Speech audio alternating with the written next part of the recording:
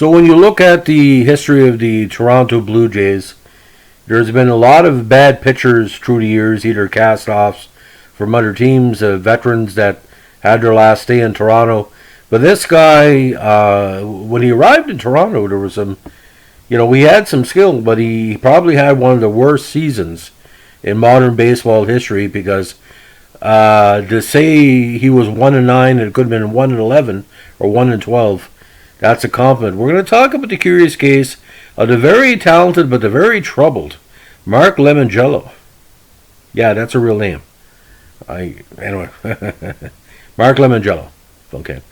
He pitched in Major League Baseball from 76 to 79 with the Astros and the Toronto Blue Jays. Now, Lemongello, a very, very fine prospect out of Bridgewater, Raritan High School, was signed by the Dodgers as a free agent a week and a half before his 18th birthday in 1973. $1 million arm, and when some people complained, is probably a 5-cent brain.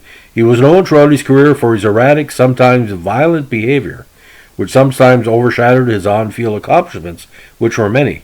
He would often furiously slap himself in the face after a bad inning, and after bad games he was known to destroy locker room equipment, such as hair dryers and light fixtures, in fits of anger. Lemongello later admitted to Canadian reporter Alan Abel, "My head was messed up."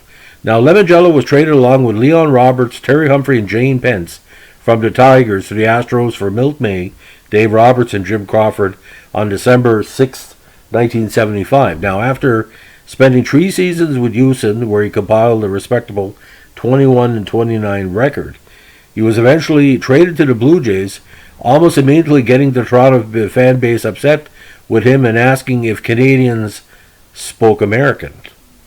His tenure with Toronto was little short of disastrous, as Lemongello spent half a season with the club, going 1-9 in his 1-9 with the squad.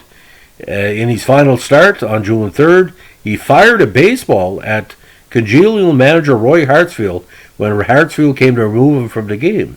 Lemongello continued making occasional brief appearances until late July, where he was sent down to the minors after a screaming match with Hartsfield. When informed he was being sent down to Syracuse Chiefs, he threw an ashtray at the head of Blue Jays general manager Peter Bavasi, barely missing him. Now, Lemongello never appeared in another Major League game. Sold to the Cubs in 80, he was playing career that year with the AAA Wichita Aeros. In 82, a few years after leaving baseball, Lemongello and Manuel Cioni, a former Wichita teammate, were arrested for the kidnapping and robbery of Lemongello's cousins, Mike Lemongello, a former professional bowler, and Peter Lemongello. He was sentenced to 7 years probation after he pled no contest to the charges. By 1989, he was living in Phoenix, Arizona, working for Coca-Cola. So, a lot of people believe he's the most hated player in Toronto history. I don't know if hate's the right word. Just the fact is he was not too well liked. Now, just a little bit of information with Houston. He was a Jersey City native, and he always told me people in Jersey City have a little bit of a temper, which is okay. Yeah, and the face slapping after a bad inning, we saw that with Ken Giles.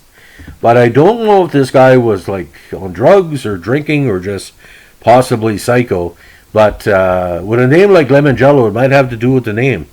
Like, if you're named after a dessert, why are you freaking out? It's not like your name Rusty Kuntz, are you? Or Randy Maneri or Sheldon Carnegie's or Darrell Edistrand. Who knows? So that's the story of Mark Lemongello.